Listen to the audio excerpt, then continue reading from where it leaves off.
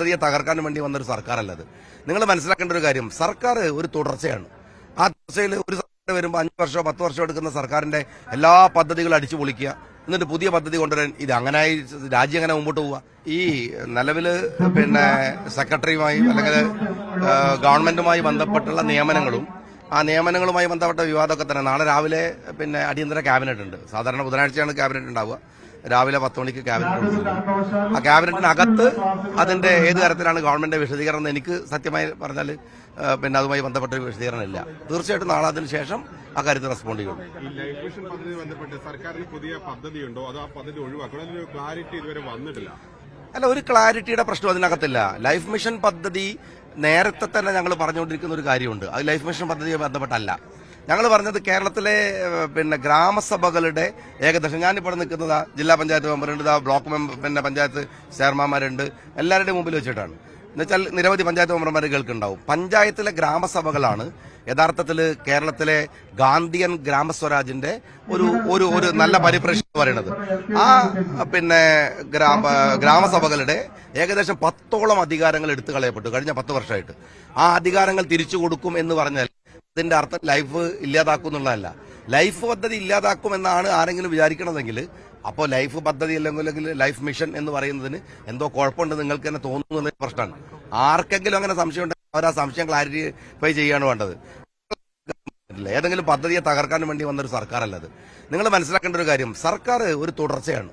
ആ തുടർച്ചയിൽ ഒരു സർക്കാർ വരുമ്പോൾ 5 വർഷമോ 10 വർഷമോ എടുക്കുന്ന സർക്കാരിന്റെ എല്ലാ പദ്ധതികളും അടിച്ചു പൊളിക്കുക, എന്നിട്ട് പുതിയ പദ്ധതി കൊണ്ടുവരാൻ. ഇത് അങ്ങനായി രാജ്യം എങ്ങനെ മുമ്പോട്ട് പോവുക? ഞങ്ങൾ കറക്റ്റ് ചെയ്താണ് മുമ്പോട്ട് പോവുക. കഴിഞ്ഞ സർക്കാരിന് എതിരെ ഞങ്ങൾ ഈ രാജ്യത്തിലെ ജനങ്ങളോട് സംസാരിച്ച് വോട്ട് വാങ്ങിയ ചില വിഷയങ്ങളുണ്ട്. ആ വിഷയങ്ങളിൽ ഞങ്ങളുടെ സമീപനം ഉണ്ടാവും. അതല്ലാതെ സർക്കാർ കൊണ്ടുവന്ന എല്ലാ പദ്ധതിയും അടിച്ചു പൊളിക്കുക, എന്നിട്ട് ഞങ്ങൾ വേറെ പദ്ധതികൾ ഉണ്ടാക്കുക, അതിന്റെ പേര് മാറ്റുക, അങ്ങനത്തെ പരിപാടിയൊന്നും ഞങ്ങളുടെ ഭാഗത്തുണ്ടാവില്ല. ഞങ്ങൾ വളരെ പ്രാക്ടിക്കലായിട്ടും വളരെ പ്രായോഗികമായിട്ടും ഞങ്ങൾ ഈ വിഷയത്തെ പഠിക്കും. ആ പഠിച്ചിട്ട് ഒരു ഒറ്റ കാര്യം ഞാൻ അതിനകത്ത് 100% ഞാൻ ഉറപ്പിച്ചു പറയാം, ഗ്രാമപഞ്ചായത്തുകളുടെ അധികാരം അവരുടെ കയ്യിൽ തിരിച്ചെത്തിക്കുക എന്നുള്ളത് തന്നെയാണ് ഞങ്ങളുടെ അജണ്ട. അത് നിങ്ങൾ സംശയം വിചാരിക്കേണ്ട. അത് എവിടെയാണോ അത് ലംഘിക്കപ്പെട്ടത്, ഗ്രാമപഞ്ചായത്തുകളുടെ അധികാരത്തിലേക്ക് എവിടെയാണോ സെൻട്രലൈസ് ചെയ്യപ്പെട്ടത്, അത് തിരിച്ചു കൊടുക്കും. അത് നിങ്ങൾ ലൈഫ് പദ്ധതി എന്ന് പറയുകയാണെങ്കിൽ അത് നിങ്ങളുടെ മാത്രം ഭാഷയാണ്. നിങ്ങൾ അതല്ല ശുചിത്വ മിഷനാണ് നിങ്ങൾ പറയേണ്ടെങ്കിൽ നിങ്ങളുടെ മാത്രം, സർക്കാരിന്റെ ഭാഷയല്ല. ഞങ്ങൾ പറഞ്ഞിട്ടില്ല, ആ വിഷയം ഞങ്ങൾ എടുത്തിട്ടില്ല.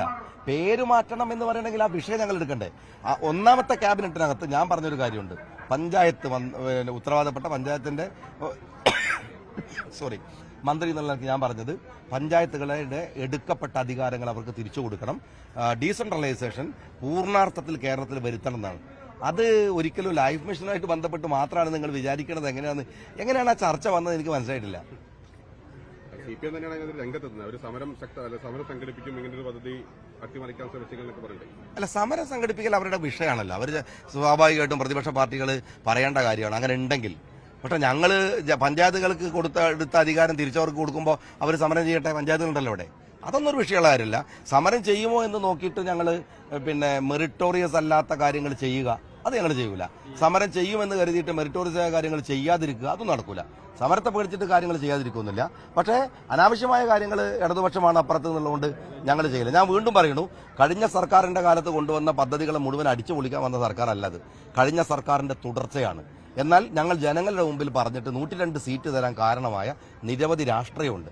ആ രാഷ്ട്രീയത്തെ ഫലപ്രദമായ വിധത്തിൽ നടപ്പിലാക്കലാണ് ഞങ്ങളുടെ പദ്ധതി. മാലിന്യ സംസ്കരണം എല്ലാ കാലത്തും മഴക്കാലത്തിന് മുമ്പ് പൂർത്തീകരിക്കുക വലിയൊരു വെല്ലുവിളിയായിട്ടാണ് വരാറുള്ളത്. അതിലെന്തെങ്കിലും നിർദ്ദേശങ്ങൾ അടിയന്തരമായ മീറ്റിംഗ് നാളെ ഓൺലൈനിൽ വിളിച്ചിട്ടുണ്ട്. കാരണം എന്താണെന്ന് വെച്ചാൽ ഇപ്പോൾ ഏകദേശം ജില്ലകൾക്ക് പണം അനുവദിച്ചിട്ടുണ്ട്. കളക്ടർമാരോട് അവരുടെ മീറ്റിംഗുകൾ വിളിക്കാൻ നിർദ്ദേശം കൊടുത്തിട്ടുണ്ട്.